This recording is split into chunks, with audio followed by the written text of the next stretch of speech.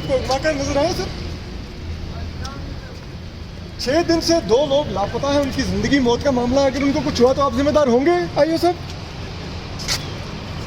क्या आप आईजी की इंस्ट्रक्शन पर तहकीक नहीं कर रहे? वजह इंक्वायरी के ऊपर इंक्वायरी की स्टेज के ऊपर तो आप 6 दिन हो गए हैं सर। एफआईआर की बुनियाद के ऊपर होती है इंक्वायरी, तो आप तो एफआईआर ही नहीं करते। क्या आप कवर डाल रहे हैं अगवा के ऊपर? क्या आप अगवाकारों को तहफ़्फ़ुज़ दे रहे हैं सर? क्या आप अगवाकारों को तहफ़्फ़ुज़ दे रहे हैं? मुझे क्या कि मेरे बच्चों को अगर कुछ हो जाता है तो कौन वाली बहस है? कौन बताए? हाई कोर्ट है या ये रियासत है या ये जो पुलिस थाने है या ये जो दरिंदे लेके गए हैं, इनको कौन पूछेगा, कौन कहेगा? मुझे समझ नहीं आ रही कि मैं क्या कहूँ। देखिए आज जो इस्लामाबाद हाई कोर्ट की कार्रवाई हुई है एक मिसिंग पर्सन के केस में, ये अनप्रेसिडेंटेड है।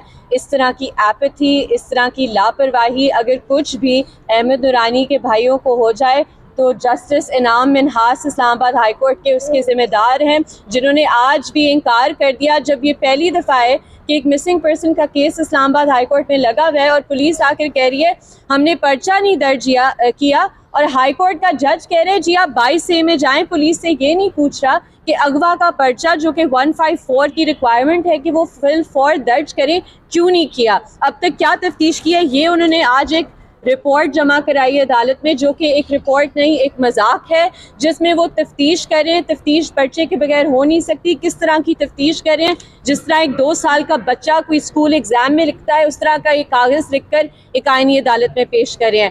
हम समझते हैं कि जो अगवाकार ISI और MI हमने उन्हें नामजद किया हुआ है अपनी पिटिशन में, ये अगवाकार हैं जो तहकीकाती सहाफ़ी जब चीफ ऑफ आर्मी स्टाफ पर कहानी करते हैं उसके 4 दिन बाद ये बच्चों को उठाकर ले जाते हैं। सबको पता है कौन अगवाकार है, और बहुत अफसोस की बात है कि इस्लामाबाद हाई कोर्ट के जस्टिस इनाम अमीन मिन्हास उन अगवाकारों के इंस्ट्रक्शंस पर चल रहे हैं। ऑनरेबल जस्टिस मोहसिन अख्तर कियानी ने लोगों को बाजियाब करवाया है, और जो उस वक्त चीफ जस्टिस अतरी मिनल्ला साहब थे उन्होंने लोगों को बाजियाब कराया था।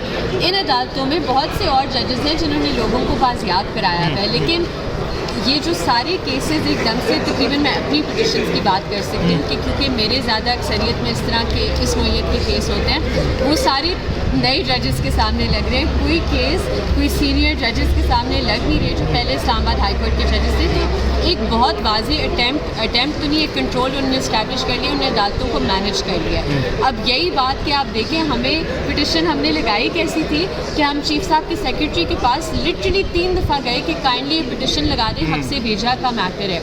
तो इस्लामाबाद हाई कोर्ट बिल्कुल तब्दील हो चुकी है, और जो आप कहते हैं ना कि आखिरी दरवाज़ा होता है जहाँ आप खटखटाते हैं अपने हुकूक के तहफ़्फ़ुज़ के लिए, अगर वो आपको इस तरह डिसअपॉइंट करते हैं तो फिर हम कहाँ जाएँ?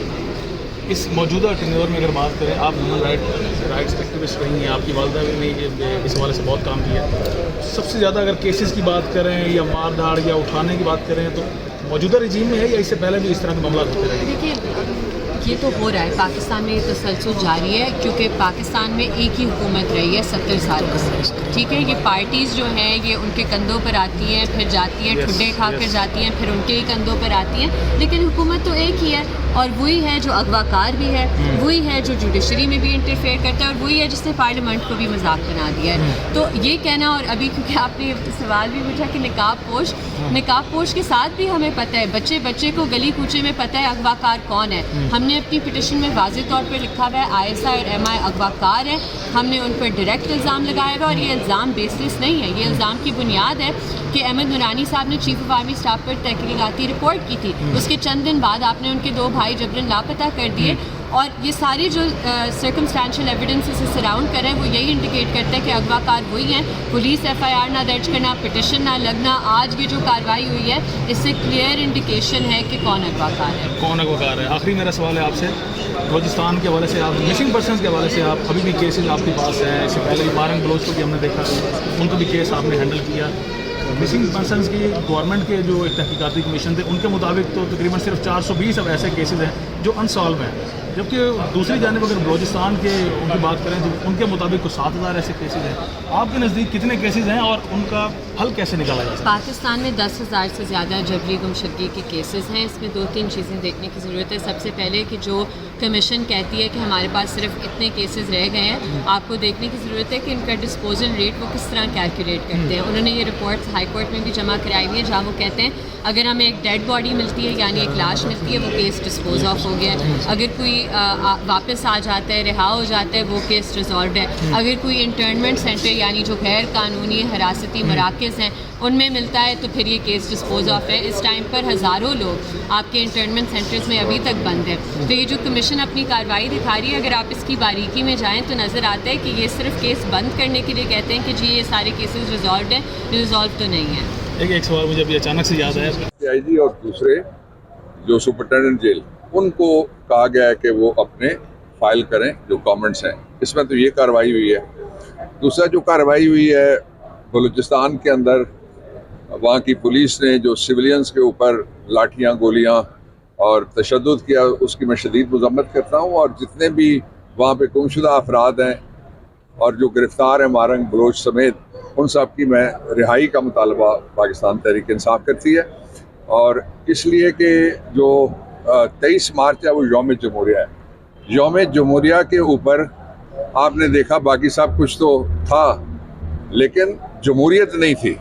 اور یوم جمہوریہ کا مطلب یہ ہے کہ آئینی اور دستوری نظام پاکستان کے اندر, باقی سب کچھ تھا لیکن آئین کسی جگہ پہ لوگوں کو نظر نہیں آیا. اور بڑی بدقسمتی کی بات یہ ہوئی ہے کہ جو تقریریں کی گئی ہیں اس میں جس نے قرارداد پیش کی تھی چودھری فضل حق صاحب, ان کا نام کسی نے نہیں لیا. قائد اعظم علیہ رحمت, ان کا نام کسی نے نہیں لیا. اور جو تخلیق پاکستان سے پہلے جنہوں نے پاکستان کے لیے خواب دیکھا تھا علامہ اقبال, ان کا نام بھی کسی نے نہیں لیا.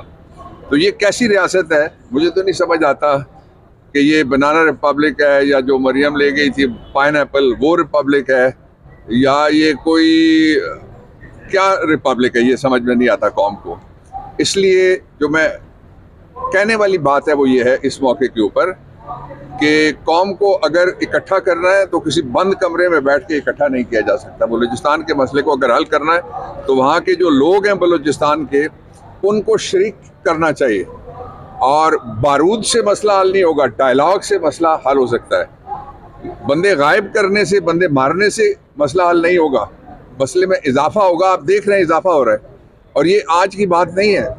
جب سے پاکستان میں شروع ہوا ہے یہ سلسلہ اٹھائی گیرے بننے کا سرکاری اداروں کی طرف سے, خواہ وہ پولیس ہو اور خواہ وہ ایف آئی ہو یا باقی ادارے ہوں, اس کا نتیجہ ایک بے اطمینانی کی پہلے ایک جگہ بات ہوتی ہے, پھر وہ پورے ملک میں پوری بے چینی اور بے اطمینانی پھیل جاتی ہے. اور یہ جو عدالتیں ہیں میں ان سے درخواست کرنا چاہتا ہوں کہ جتنے گم شدہ افراد ہیں ان کے کیسز پرائیورٹی کے اوپر لگائے جائیں. اور پرائیورٹی کے اوپر لگا کے, اس لیے کہ آپ کا آئین یہ کہتا ہے کسی کو غائب نہیں کیا جا سکتا مابرائے آئین. آئین کا آرٹیکل 10 بھی ہے, 10A بھی ہے, 4 بھی ہے, اور خاص طور پہ جو آئین کا آرٹیکل 9 ہے وہ زندگی, باڈی, لبرٹی, ان کے تحفظ کی بات کرتا ہے.